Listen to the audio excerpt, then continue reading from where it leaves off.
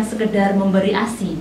Ada kasih sayang di setiap pelukan, ada doa di setiap tegukan, dan ada perjuangan di setiap tetesnya. Dr. Tatia Ayuning Tias. Assalamualaikum warahmatullahi wabarakatuh. Selamat pagi dan salam sejahtera untuk kita semua. Jumpa lagi dengan saya Devi Endah Saraswati dari Prodi Kebidanan. Hari ini kita akan membedah buku dengan judul Payudara dan Laktasi. Payudara ya adalah merupakan fungsi reproduksi tambahan pada perempuan yang mempunyai peran dalam proses menyusui. Menyusui merupakan suatu kewajiban bagi ibu dan merupakan hak bagi seorang bayi untuk mendapatkan ASI, di mana itu juga diatur dalam undang-undang, yaitu Undang-Undang Kesehatan Nomor 36 Tahun 2009 Pasal 128 Ayat 1 yang berbunyi, setiap bayi berhak mendapatkan air susu ibu eksklusif sejak dilahirkan selama 6 bulan kecuali atas indikasi medis. Jadi semua ibu mempunyai kewajiban dan semua bayi mempunyai hak untuk mendapatkan ASI, karena itu merupakan kewajiban ibu dan hak bayi. Demikian juga telah diatur oleh undang-undang, kecuali memang ada indikasi tertentu yang tidak memperbolehkan ibu untuk memberikan ASI. Nah, sebelum kita lebih dalam lagi membedah buku, saya akan menyampaikan deskripsi bukunya terlebih dahulu. Judul bukunya adalah Payudara dan Laktasi. Untuk edisinya adalah edisi kedua dengan penulis Reni Yuli Astuti SSTMKes dengan penerbit Salim Madika, dan ketebalan bukunya 139 halaman. Nah, ini untuk gambar cover bukunya ya. Kalau kita lihat covernya memang sangat menarik sekali, dan dengan gambar seorang ibu menggendong seorang bayi di situ menggambarkan bahwa buku ini tema dengan covernya sesuai karena membahas tentang laktasi dan payudara. Di situ gambarnya adalah seorang ibu dengan seorang bayi. Kelebihan buku ini dari edisi yang pertama adalah kalau buku ini yang kedua ini lebih banyak menggambarkan, ada gambar-gambar yang bagus, ada gambar-gambar di setiap langkah atau poin, dan sehingga akan lebih mudah dipahami oleh pembaca dan dengan menggunakan bahasa yang sederhana. Oke, untuk buku ini ada 13 bab. Yang pertama, bab 1 adalah payudara. Bab 2 tahap perkembangan payudara, berikutnya bab 3 pemeriksaan payudara, bab 4 pembentukan ASI, bab 5 air susu ibu, bab 6 perawatan payudara pada masa nifas. Selanjutnya bab 7 yaitu teknik menyusui, bab 8 membahas tentang upaya memperbanyak ASI, bab 9 ASI dan ibu bekerja, bab 10 dukungan menyusui, bab 11 masalah pada ibu menyusui. Selanjutnya bab 12 pengganti air susu ibu, dan bab yang terakhir bab 13 adalah relaksasi. Nah, banyak fakta unik tentang payudara ya. Di sini dikutip dari National Breast Cancer Awareness. Jadi kita ketahui bahwa payudara itu tidak sama ya. Jadi antara payudara kanan dan payudara kiri itu bentuknya tidak sama atau tidak simetris. Tetapi kan ketidaksimetrisannya atau ketidaksamaannya itu sangat kecil, sehingga banyak perempuan yang tidak menyadari ada perbedaan ukuran antara payudara kanan dan payudara kiri. Umumnya payudara kiri lebih besar daripada payudara kanan karena bilik kiri jantung bekerja lebih banyak dibanding dengan bilik kanan. Jadi pada perempuan memang sangat sedikit atau bahkan tidak ada yang mempunyai payudara yang simetris. Berikutnya, payudara itu merupakan organ tubuh yang elastis ya, elastis dan mudah meregang. Jadi untuk bentuknya sama ukurannya itu mungkin akan mudah berubah. Oleh karena itu tips bagi para perempuan jika memang tidur miring ke kiri atau tidur miring ke kanan, karena elastisitas payudara yang sangat elastis itu, maka bisa menggunakan penyangga atau disangga payudaranya baik sebelah kiri maupun sebelah kanan kalau miring ya, sehingga nanti tidak mempengaruhi bentuk sama ukuran payudaranya. Nah, sekarang ada lagi mitos ya, mitos tentang payudara. Jadi sering kita lihat ada mitos bahwa kalau kita memakai bra saat tidur itu akan mengakibatkan kanker payudara. Nah, itu pasti tidak benar ya, karena kita ketahui bahwa kanker payudara sendiri itu ya disebabkan karena wanita yang perokok, karena obesitas ya, karena mungkin wanita yang mempunyai riwayat keluarga dengan kanker payudara, ataupun mungkin wanita dengan penyakit-penyakit yang lain ya. Berikutnya tentang payudara lagi, yaitu payudara itu tidak mengandung jaringan otot ya, sehingga tidak ada satupun olahraga yang dapat mengencangkan atau merubah bentuk payudara. Tetapi kalau memang kita ingin membuat payudara lebih indah atau lebih kencang, kita dapat melakukan olahraga untuk melatih otot pektoria di bagian bawah jaringan payudara. Jadi kita melakukan olahraga tersebut nanti akan menyokong payudara sehingga akan lebih bagus untuk bentuknya. Nah, mungkin ini yang belum menjadi ketahui, bahwa tidak hanya perempuan, tapi laki-laki juga mempunyai kelenjar susu ya. Tetapi pada laki-laki kelenjar susunya tidak berkembang dengan baik sehingga tidak mengeluarkan air susu ya. Kalaupun ada laki-laki yang mengeluarkan air susu, berarti mungkin ada penyakit-penyakit tertentu yang diderita, ataupun laki-laki tersebut dalam pengobatan sehingga akhirnya mengeluarkan air susu di situ. Yang terakhir yang terkait dengan payudara. Jadi untuk ukuran payudara itu sama sekali tidak dipengaruhi oleh genetik. Jadi tidak serta-merta misalnya seorang ibu mempunyai payudara yang besar, lalu nanti anak perempuannya atau mungkin saudaranya perempuannya akan mempunyai payudara yang besar. Begitu juga sebaliknya. Karena ukuran payudara itu sendiri dipengaruhi oleh gizi, hormonal, dan juga jumlah jaringan di otot payudara. Nah, kira-kira kalau payudara besar itu apakah akan berbanding misalnya kalau payudaranya besar nanti akan ASINya banyak? Nah, pasti tidak ya. Kita ketahui mungkin banyak sekali yang masih beranggapan seperti itu. Nah, kita lihat di sini ada penampang payudara. Nah, payudara besar ya itu dan payudara kecil tidak jaminan akan menghasilkan ASI yang banyak atau sedikit. Sebenarnya sama saja, baik yang besar maupun yang kecil itu sama-sama dapat menghasilkan ASI, sama-sama dapat mencukupi kebutuhan ASI pada bayinya. Sehingga tidak perlu khawatir bagi ibu-ibu yang mungkin mempunyai payudara kecil, tidak usah berkecil hati, oh nanti ASI saya kecil, sehingga payudara saya kecil tidak cukup ASINya. Nah, ini kita lihat di sini ada penampang payudara. Nah, payudara ini juga kalau kita lihat ya, kita misalkan iris melintang, nah ada bagian-bagian payudaranya. Ini yang kuning-kuning ya, yang kuning-kuning ini adalah lemak, jaringan lemak. Sehingga kalau mungkin yang membedakan misalnya payudara yang kecil sama payudara yang besar, yang membedakan adalah lemaknya tadi.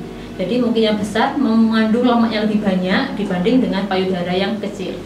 Nah, ada lemak di sini, lalu berikutnya ada lobulus atau kelenjar susu. Nah, di sini yang berbentuk seperti kapas itu ya, bulat-bulat, di situ namanya lobulus atau kelenjar susu. Di situ merupakan tempat produksi dari air susu. Nah, berikutnya ada salurannya di bawah, itu adalah namanya ductus atau saluran air susu. Nah, berikutnya nanti ada di sini ada areola sama puting. Jadi saat bayi menghisap puting susu, nah nanti ASI yang dihasilkan di lobulus tadi itu akan dialirkan lewat ductus. Nah, berikutnya nanti akan dihisap oleh bayi dan akan diminum oleh bayi. Jadi semakin bayi sering menghisap susu ibu ya, maka akan semakin banyak produksi ASI yang dihasilkan di situ. Jadi bagi ibu-ibu yang mempunyai payudara kecil tetap semangat dan jangan sekali-sekali beranggapan ASI tidak cukup bagi bayi, karena memang ASI dan bayi itu merupakan suatu paket yang sudah komplit dan lengkap dari Allah Yang Maha Esa, jadi pasti cukup ya. Nah, setelah kita ke struktur payudara, jadi payudara itu tidak serta-merta langsung membesar ya, ada tahapan-tahapan perkembangannya. Jadi perkembangan dari payudara itu dimulai ada fase istirahat, ada 4 fase. Lalu yang kedua ada perkembangan, lalu sekresi susu, dan yang terakhir involusi. Nah, fase istirahat sendiri itu terbagi 3, ada namanya sebelum pubertas, ada fase remaja, dan ada fase dewasa. Untuk fase yang sebelum pubertas itu dimulai sejak embrio berusia 18 sampai 19 minggu. Jadi saat bayi di dalam kandungan itu sudah ada fasenya, misalkan bayi perempuan ya, sejak embrio 18 sampai 19 minggu itu sudah terbentuk, yaitu fase pembentukan payudara. Dan fase sebelum pubertas ini sampai remaja putri ya, atau anak putri itu menstruasi. Jadi fase ini dimulai pada 18 sampai 19 minggu sampai menstruasi. Lalu mungkin kita ketahui ada bayi-bayi yang baru dilahirkan mungkin memiliki kelenjar payudara atau payudara yang lebih besar daripada umumnya, atau mungkin baik bayi laki-laki atau bayi perempuan mungkin ada yang mengeluarkan air susu pada payudaranya untuk bayi-bayi tersebut. Nah, itu ibu-ibu tidak perlu khawatir, itu namanya mastosis. Kenapa terjadi begitu? Ya, itu terjadi karena hormon prolaktin pada ibu itu masih berhubungan dengan bayi saat dalam kandungan. Ibu kan ada hormon prolaktin untuk pembentukan ASI, itu teralirkan ke peredaran darah bayi, sehingga saat bayi lahir itu bisa keluar air susu dan sebagainya. Gejala itu tidak perlu dikhawatirkan karena nanti akan hilang dengan sendirinya ya. Fase istirahat yang berikutnya adalah fase pubertas. Nah, fase ini ada dua fase lagi, yaitu dibagi dua, yaitu ada fase estrogen sama fase progesteron. Nah, fase estrogen ini terjadi kapan? Ya, terjadi pada saat 2 tahun sebelum menstruasi. Jadi di situ dengan adanya hormon estrogen ya, terbentuknya akan membentuk kelenjar payudara, alveoli, jaringan lemak, ductus ya, itu berkembang. Sehingga akan membentuk massa kecil. Jadi sebelum menstruasi itu mungkin remaja putri payudaranya agak sedikit membesar. Nah, itu karena ada fase estrogen, ada peningkatan hormon estrogen.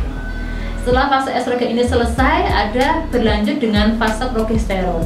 Fase ini berlangsung saat menstruasi, yaitu pada kelenjar terjadi pembentukan pada kelenjar-kelenjar pada payudara, yaitu peningkatan hormon progesteron. Ya, ini merupakan tahap akhir pembentukan dari kelenjar susu.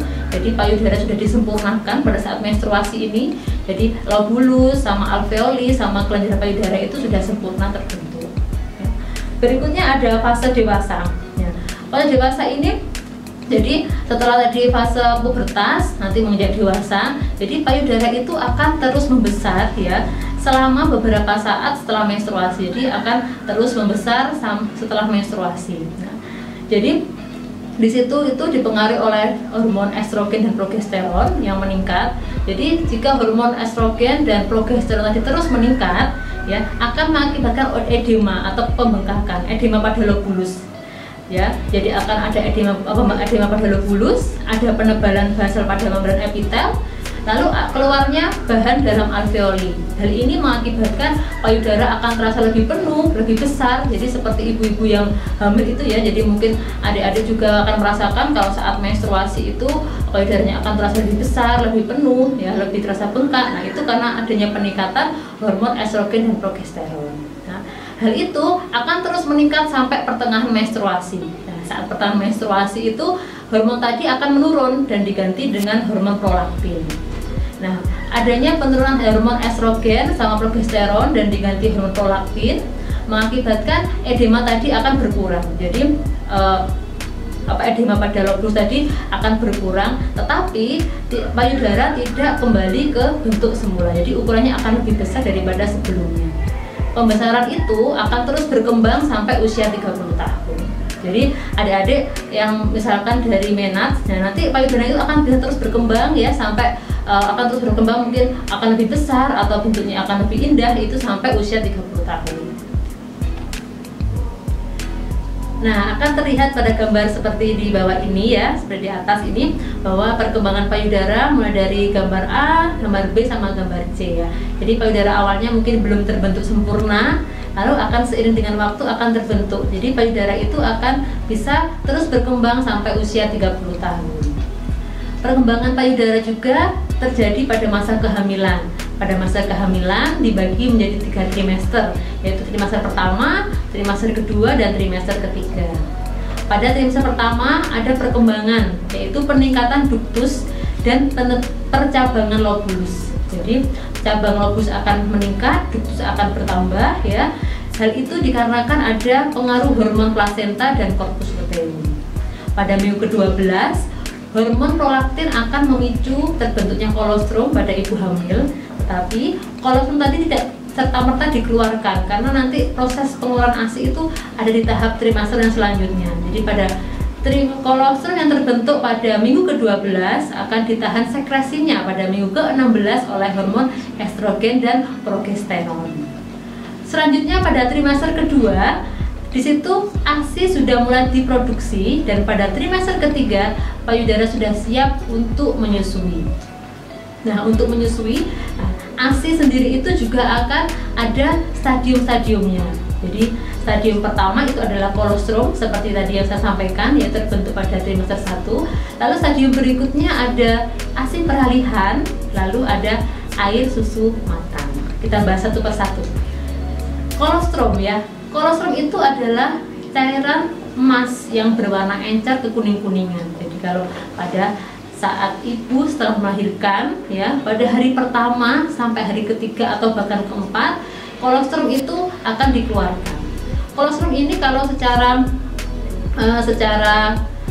kita teliti ya, misalkan secara itu kolostrum itu lebih sifatnya lebih mirip seperti darah atau sel darah putih. Jadi lebih cenderung mirip seperti sel darah, bukan seperti air susu, karena kandungan sel darah putihnya lebih banyak, sehingga dapat mempunyai fungsi, yaitu melapisi usus dan melindungi dari bakteri, karena fungsi dari kolostrum tadi yang banyak mengandung sel darah putih dapat bermanfaat melapisi usus dan melindungi dari bakteri. Jadi sifatnya ini semacam bisa dikatakan seperti urus-urus, jadi bisa membersihkan usus bayi ya, melapisi usus bayi sehingga usus bayi tadi itu yang baru lahir tadi siap untuk menerima ASI. Untuk jumlahnya sendiri, kolostrum itu di awal-awal terbentuk itu sekitar 10 sampai 100 cc atau sekitar mungkin 1 sendok teh ya. Lalu akan terus meningkat jumlahnya sampai 150 dan sampai 300 ml per jam. Kolostrum ini keistimewaannya, jadi kalau zaman dulu mungkin ibu-ibu setelah melahirkan keluar kolostrum dibuang. Nah, hal itu salah ya, karena kolostrum ini mengandung antiinfeksi 10 sampai 17 kali lebih banyak dibandingkan dengan ASI mato. Jadi mengandung antibakteri ya. Dan efek antiinfeksi ini ya memberikan kekebalan tubuh bagi bayi, sehingga bayi akan lebih tidak mudah sakit dan akan tetap sehat. Kolostrum juga memberikan gizi proteksi karena di dalam kolostrum itu mengandung imunoglobulin, laktoferin, lisosom, faktor antitripsin dan lactobacillus. Jadi itu seputar dari kolostrum. Setelah kolostrum tadi ya, stadium ASI yang pertama kolostrum ya, hari 1 sampai hari ketiga. Berikutnya pada hari berikutnya ada susu peralihan. Ciri-cirinya ya, ini merupakan air susu yang peralihan dari kolostrum sampai ke ASI matur. Jadi di tengah-tengah ya, ada kolostrum, ASI peralihan, nanti baru ASI matur. ASI peralihan ini dikeluarkan pada hari keempat sampai hari ke-10 dari masa laktasi. Jadi setelah kolostrum selesai tadi disekresikan, dikeluarkan, dilanjutkan dengan air susu peralihan. Untuk susu peralihan ini kadar proteinnya itu rendah, karbohidrat dan lemaknya itu sangat tinggi. Untuk jumlahnya, jadi untuk susu peralihan ini akan meningkat terus ya sampai dengan bayi usia 3 bulan dengan jumlah 800 ml sampai 800 ml per hari. Jadi terus akan meningkat sesuai dengan kebutuhan bayi. Setelah air susu peralihan, next berikutnya ke air susu matang atau air susu matur ya. Air susu matang tadi itu, setelah air susu peralihan disekresikan, lalu kita lanjut ke air susu matang, yaitu pada hari ke-10. Jadi disekresikan pada hari ke-10.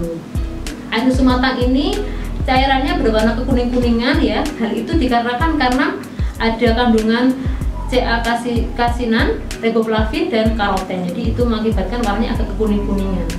Nah, ciri khas dari susu matang ini tidak menggumpal jika dipanaskan, dan sifat biokimia itu yang sangat khas, yaitu ada kapasitas buffer yang rendah dan adanya faktor bifidus. Jadi itu tahap-tahap dari stadium ASI. Nah, kalau kita lihat di tabel ini akan terlihat ya, jadi memang ada kalau perbandingan ya zat gizi antara kolostrum dan ASI. Nah, di sini memang kalau secara keseluruhan memang ASI mempunyai kandungan gizi yang lebih banyak ya, lebih tinggi dibanding dengan kolostrum, tapi ada kandungan gizi tertentu yang mungkin kolostrum lebih tinggi ya dibanding dengan ASI, yaitu adalah kandungan protein sama kandungan vitamin B-nya. Nah, tadi stadium ASI sudah ya. Sekarang ada jenis-jenis ASI. Jenis ASI ada dua, ada formic sama hedonic ya. Jadi kalau ibu-ibu yang menyusui ya, jadi yang pertama itu ada formic. Jadi di situ untuk jenisnya yaitu dia bersifat encer. Jadi encer, kalau hedonic itu lebih kental. Jadi formic adalah encer. Dia di situ diproduksi pada awal menyusui, dimana karena tadi encer, kadar airnya itu tinggi, proteinnya juga tinggi, laktosanya juga tinggi, tetapi lemaknya sangat rendah. Jadi air, protein, laktosa tinggi, lemaknya rendah. Nah, untuk formic ini dikeluarkan atau diproduksi pada 5 menit pertama saat ibu menyusui, yang mempunyai fungsi menghilangkan rasa haus. Jadi untuk ibu menyusui ya, disarankan untuk menyusuinya itu lebih lama. Jadi kalau kita misalnya menyusui hanya 5 menit saja, maka bayi hanya mendapatkan formic, tidak mendapatkan hedonic. Karena hedonic itu tadi diproduksi menjelang akhir menyusui atau setelah 5 menit. Jadi baiknya kita menyusui sampai kurang lebih mungkin setengah jam, atau sampai payudara kita terasa kosong, atau saat bayi sudah merasa kenyang. Jadi kalau hanya 5 menit selesai menyusui, 5 menit selesai menyusui, maka di situ bayi tidak mendapatkan hedonic, di mana hedonic itu ya mempunyai kandungan lemak yang lebih tinggi, yaitu sekitar 4 sampai 5 kali, dan mempunyai lebih banyak ya tenaga atau energi, dan juga lebih banyak vitamin. Ya, di sini hedonicnya lebih kental. Dengan kita mengetahui jenis ASI ini, nah kita harus lebih bijak dalam waktu menyusui, berapa lama yang bagus untuk menyusui. Nah, tidak boleh misalkan 5 menit berhenti, nah, harus lebih panjang, karena agar bayi mendapatkan formic dan juga hedonic. Nah, sekarang setelah kita menyusui tadi waktunya berapa lama, sekarang ada posisi-posisi menyusui. Jadi ibu-ibu bisa menyusui dengan posisi-posisi ya, ini yang seperti digambar ya, ada beberapa posisi.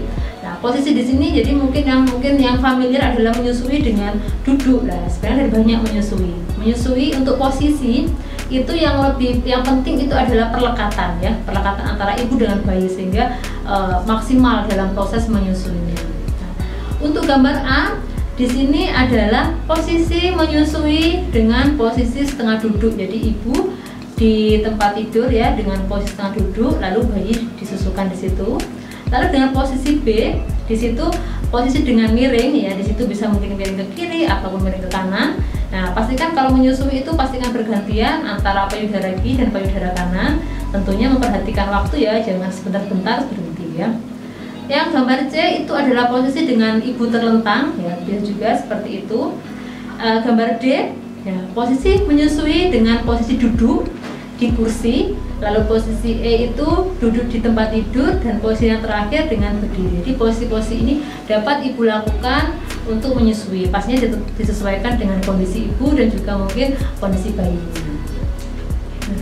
Kalau untuk ibu bekerja, bagaimana ini cara memberikan ASI? Nah, karena tadi seperti kita jelaskan di depan bahwa ASI merupakan hak dari seorang anak, maka saat ibu bekerja harusnya tidak memberikan halangan bagi bayi untuk mendapatkan ASI. Untuk ibu bekerja berarti kan tidak mungkin misalnya bayi atau anak kita bawa ke tempat kerja setiap saat ya. Pastinya kita harus menyiapkan ASI di rumah untuk diberikan kepada bayi yang di rumah. Yang pertama adalah teknik memerah ASI. Teknik memerah ASI, jadi memerah ASI itu bisa kita perah menggunakan tangan ya secara manual, atau mungkin kita bisa menggunakan alat. Nah, alat juga itu ada 3 ya, di sini seperti digambar ada. Yang pertama itu alat manual ya, alat manual dan menggunakan tangan, jadi dipompa menggunakan tangan di situ. Yang berikutnya bisa menggunakan baterai ya. Yang ketiga dengan menggunakan pompa elektrik. Jadi ibu-ibu bisa menyesuaikan ya memompa ASI-nya dengan menggunakan alat-alat seperti yang digambar di situ, agar nanti tetap bisa bekerja dan bayi tetap bisa mendapatkan ASI. Setelah diperah ya, pastinya disimpan dulu. Nah, untuk penyimpanan ada beberapa patokan di sini ya, ada beberapa rambu-rambu di sini. Nah, jika ASI disimpan di udara terbuka, maka ASI itu dapat bertahan 6 sampai 8 jam. Nah, jika disimpan dalam lemari es bisa bertahan sampai 24 jam, dan jika di lemari pendingin atau freezer ya, itu itu bisa bertahan sampai 6 bulan. Jadi setelah diperah mungkin disimpan, nanti bisa diberikan, karena tidak mungkin misalkan hasil perahan kita itu semuanya dapat habis oleh bayi. Jadi bisa disimpan untuk diminumkan di waktu berikutnya.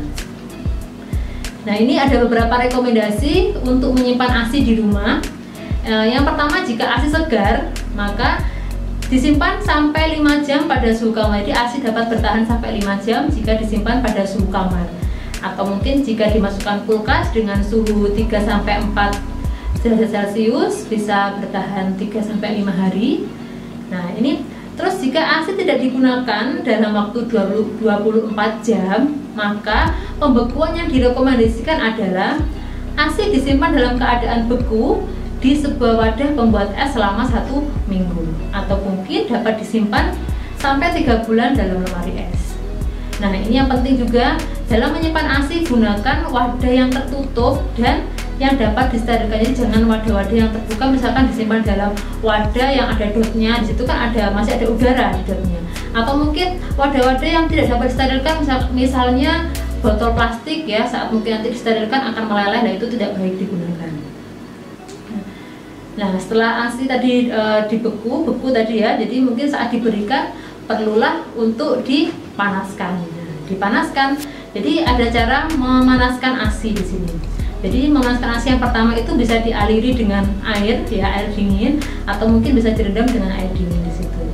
Nah, jadi ASI beku yang dicairkan ini harus digunakan dalam waktu 24 jam. Jika misalnya selama 24 jam tadi itu ada sisa atau lebih, maka harus dibuang. Tidak boleh misalkan diberikan pada bayi ataupun dibekukan ulang. Tidak boleh seperti itu. Kalau misalkan ASI dicairkan pada suhu kamar, maka harus segera diminumkan. Dan tadi ya, tidak boleh memanaskan ya ASI di dalam microwave, atau mungkin membekukan sisa dari ASI yang sudah dibekukan di situ. Jadi memanaskannya itu harus diminum ya segera, dan kalau misalkan ada sisa berarti harus dibuang. Maka dari itu saat membekukan ASI ya, maka mungkin dibekukan sesuai dengan kebutuhan bayi, sehingga sekali mencairkan dapat sekali habis dan tidak banyak membuang ASI. Nah, ASI sendiri juga itu, jadi ibu menyusui itu merupakan suatu bisa dikatakan perjuangan juga ya, karena memang banyak faktor mungkin yang bisa menghambat ataupun hal lain-lain ya, agar menyusui dapat berjalan dengan lancar atau sukses dalam menyusui. Maka ada dukungan yang perlu didapatkan ibu ya, agar dapat sukses menyusui. Dukungan itu bisa didapatkan dari suami ya, dari suami, bisa juga dari keluarga ya, teman sebaya, misalkan teman-teman yang sama-sama ibu menyusui ya, bisa juga dari dokter spesialis yang mungkin dokter keluarga atau dokter spesialis anak yang mungkin sering digunakan untuk konsultasi, dan bisa juga dari penggiat ASI atau kelompok-kelompok ASI. Jadi dukungan-dukungan itu bisa diperoleh ya bagi ibu untuk mensukseskan pemberian ASI pada bayinya. Nah, selain dukungan tadi, nah ASI tadi itu memang secara paket itu sudah dikatakan lengkap ya, sudah lengkap dan sudah memang sesuai dengan kebutuhan bayi, sehingga tidak ada namanya ASI bayinya kembar, ASInya kurang, tidak ada seperti itu. Jadi ASI sudah sesuai dengan kebutuhan bayi jumlahnya. Nah, di sini ada makanan dan nutrisi yang dapat meningkatkan produksi ASI. Nah, makanan tersebut ada berupa cairan, makanan sehat, dan makanan khusus. Nah, untuk cairan apa saja kira-kira yang dapat meningkatkan produksi ASI? Nah, kita dapat dari sini di gambar. Nah, cairan untuk meningkatkan produksi ASI dapat diperoleh dari air putih. Jadi minum air putih. Jadi minum air putih sebaiknya 2 liter per hari. Jadi kalau ibu menyusui baiknya lebih dari 2 liter ya. Lalu cairan selain air putih dapat didapatkan dari susu rendah lemak ya. Low fat milk, jadi situ bisa. Dan juga bisa didapatkan dari jus buah-buahan, berbagai macam buah boleh, dan bisa didapatkan dari sup. Jadi cairan tadi itu cairan yang dibutuhkan ibu untuk memaksimalkan atau meningkatkan produksi ASI tidak serta-merta itu hanya dari air, ya, dari susu, dari jus atau dari sup ya. Jadi ini cairan-cairan yang dapat meningkatkan produksi ASI. Berikutnya selain cairan ada juga makanan sehat. Jadi setelah cairan, makanan sehat yang dapat meningkatkan produksi ASI. Yang pertama adalah kalori. Ibu menyusui ya, itu membutuhkan tambahan kalori 400 sampai 500 kalori. Dimana untuk wanita dewasa itu kebutuhan kalorinya 1800 kalori. Jadi ada tambahan. Jadi ibu menyusui itu pastinya kalorinya akan lebih banyak dibanding dengan misalnya wanita dewasa yang tidak menyusui. Jadi ada penambahan kalori yang harus dimakan agar memaksimalkan dan meningkatkan produksi ASI. Makanan sehat yang kedua ya, itu adalah protein. Protein itu untuk sumber-sumber protein dapat tidak digambar ya. Untuk kebutuhan protein pada ibu menyusui ada 3 porsi per hari. Ya, dimana 1 porsi protein itu setara dengan 3 gelas susu, 2 butir telur, 5 butir telur, ya, dan lain sebagainya ini. Jadi misalnya 1 porsi protein itu setara dengan 2 butir telur. Jadi kalau ibu menyusui butuh 3 porsi protein per hari, jadi ibu makan 6 butir telur per hari. Jadi seperti itu. Jadi kebutuhan untuk makanan sehat yang dapat meningkatkan ASI. Makanan sehat yang berikutnya adalah kalsium dan vitamin D. Jadi kalsium dan vitamin D ini dibutuhkan ya bagi ibu menyusui untuk pembentukan tulang dan gigi. Jadi di sini adalah untuk pembentukan tulang dan gigi bayi ya. Seperti kita ketahui bahwa apa yang dimakan ibu itu akan diproses ya, dan nanti akan di dalam bentuk ASI, dan ASI akan diminum oleh bayi, dan di situ kandungan gizinya akan disalurkan. Jadi kalsium dan vitamin D yang dimakan oleh ibu ya, nanti itu berfungsi untuk pembentukan tulang dan gigi bayi. Pada ibu menyusui ada peningkatan kebutuhan kalsium dan vitamin D yaitu 5 porsi per hari, di mana 1 porsi setara dengan 50 sampai 60 gram keju, 1 cangkir krim susu, 160 gram ikan salmon, 120 gram ikan sarden, dan 280 gram kalsium. Jadi ini kebutuhan ibu menyusui ya, meningkat 5 porsi per harinya dibanding dengan wanita biasa. Makanan sehat yang berikutnya adalah magnesium. Jadi magnesium ini mempunyai fungsi ya, membantu gerak otot dan fungsi saraf serta memperkuat tulang. Nah, sumber magnesium ini didapatkan dari gandum dan kacang-kacangan. Untuk berikutnya adalah buah-buahan dan sayur-sayuran. Buah ini dibutuhkan 3 porsi ya per harinya untuk ibu menyusui ya. Untuk 1 porsinya setara dengan 1/8 semangka, 1/4 mangga, lalu ada 3/4 cangkir brokoli, 1/2 wortel, dan lain sebagainya. Jadi di sini kebutuhan bagi ibu menyusui ya, agar dapat meningkatkan produksi ASI. Lalu berikutnya ada kebutuhan karbohidrat kompleks ya, yaitu dengan jumlah kebutuhannya 6 porsi sehari. Lalu ada juga dengan kebutuhan lemak yaitu 4,5 porsi per hari. Lalu garam lah. Garam di sini ibu menyusui tidak boleh berlebihan garam ya. Jadi penggunaan garam dengan bijak, tidak boleh terlalu banyak garam yang digunakan. Lalu berikutnya adalah makanan yang mengandung DHA. Di sini DHA itu penting ya, karena berfungsi sebagai penglihatan dan juga mental bayi. Lalu di sini ada kebutuhan vitamin. Vitamin itu untuk pembentukan untuk berkaitan dengan kesehatan kulit. Untuk zinc ya, makanan mengandung zinc ini berguna untuk kekebalan tubuh, dan untuk iron atau besi ini berguna untuk pembentukan sel darah merah pada bayi. Jadi itu makanan yang dapat menunjang peningkatan kebutuhan ASI pada ibu menyusui. Jadi agar ASINya lebih banyak, lebih maksimal dalam menyusui, kebutuhan bayi tercukupi, maka tadi alternatif makanan-makanan ya, atau sumber-sumber makanan yang dapat dimakan oleh ibu untuk meningkatkan produksi ASI. Pastinya porsinya lebih banyak dibanding dengan kebutuhan pada wanita dewasa. Oke, tadi setelah kita bahas tentang cairan dan makanan sehat yang dapat meningkatkan produksi ASI, sekarang kita akan membahas tentang makanan khusus. Jadi makanan khusus yang dapat meningkatkan produksi ASI. Di sini ada daun ubi jalar ya, daun kelor, daun katuk, sama daun pepaya muda. Jadi agar lebih maksimal, ibu-ibu selain tadi memenuhi kebutuhan cairan, memenuhi kebutuhan makanan sehat, dapat juga ditambahkan dengan makanan khusus dengan mengkonsumsi daun ubi jalar, daun kelor, daun katuk, dan daun pepaya muda. Nah, tadi setelah cairan sudah, makanan sehat sudah, makanan yang dapat makanan khusus. Nah, ini ada beberapa makanan yang harus dihindari bagi ibu menyusui. Ada beberapa makanan yang harus dihindari oleh ibu menyusui agar tidak mengganggu produksi ASI. Yang pertama ada kafein. Kafein tidak terbuang sempurna oleh tubuh, sehingga jika ibu meminum atau memakan makanan yang mengandung kafein, ya akan mengakibatkan bayi rewel dan sulit tidur. Jika ibu sudah mungkin ketagihan dan tidak dapat untuk menghindari kafein seperti pada kopi, maka maksimal untuk 1 hari dapat minum 1 cangkir per hari. Untuk makanan yang mengandung kafein bisa dari coklat, teh ataupun kopi.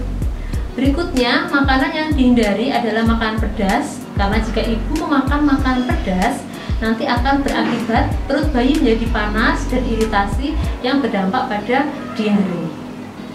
Selanjutnya adalah overdosis vitamin C. Jadi ibu-ibu yang menyusui tidak diperkenankan untuk meminum vitamin C dosis tinggi. Karena apa? Karena meskipun vitamin C dapat larut dalam air dan dapat dikeluarkan lewat urin, tetapi untuk dosis tinggi maka ada vitamin C yang tersimpan dalam tubuh ya, yang bersifat asam yang mengakibatkan perut bayi menjadi perih dan mengakibatkan iritasi pada pencernaan bayi. Berikutnya adalah makanan yang dapat memicu alergi.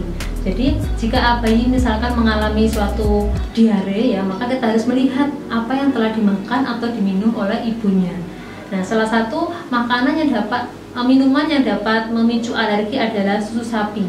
Jadi memang tidak semua bayi itu alergi dengan susu sapi, tapi bagi bayi-bayi tertentu itu mempunyai reaksi alergi pada susu sapi, ya mengakibatkan bayi menjadi kolik, muntah, susah tidur, dan juga mungkin bisa mengakibatkan eksim pada kulit.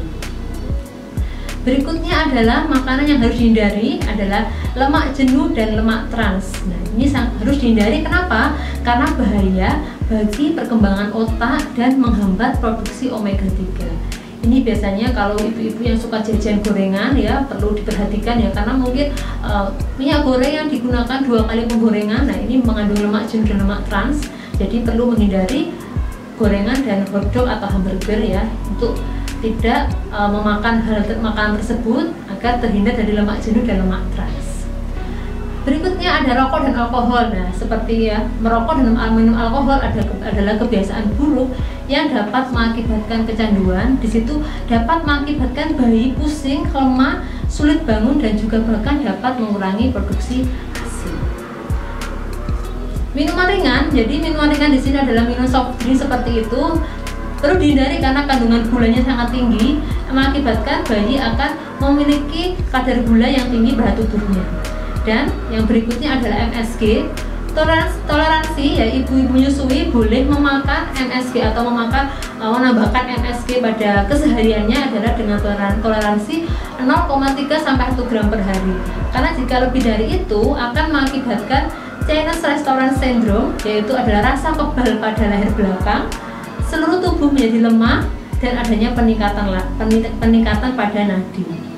Gangguan alergi juga bisa mengakibatkan asma, gatal, infeksi kulit, gangguan irama jantung, kelainan saraf tepi, dan juga gangguan pencernaan. Lalu makanan yang tidak boleh dimakan lagi adalah makanan yang berpengawet atau berwarna buatan. Di sini contohnya adalah makanan dengan pengawet atau pewarna rhodamin B dan metil yellow. Jadi makan-makan yang berpengawet itu jika dikonsumsi dalam jumlah yang banyak atau dalam jangka waktu yang panjang itu dapat mengakibatkan gangguan fungsi hati, bahkan juga dapat mengakibatkan kanker. Yang terakhir ya, jadi obat-obatan tertentu. Jadi untuk ibu menyusui tidak boleh sembarangan minum obat. Jika mungkin sakit atau ada gangguan kesehatan, perlu konsultasi ke dokter dan hanya boleh minum obat-obat yang disarankan oleh dokter sehingga tidak mengganggu proses menyusui. Demikian bedah buku pada hari ini. Jika ada pertanyaan bisa dituliskan di kolom komentar. Jangan lupa like, komen, dan subscribe channel Isada TV. Saya akhiri, wassalamualaikum warahmatullahi wabarakatuh.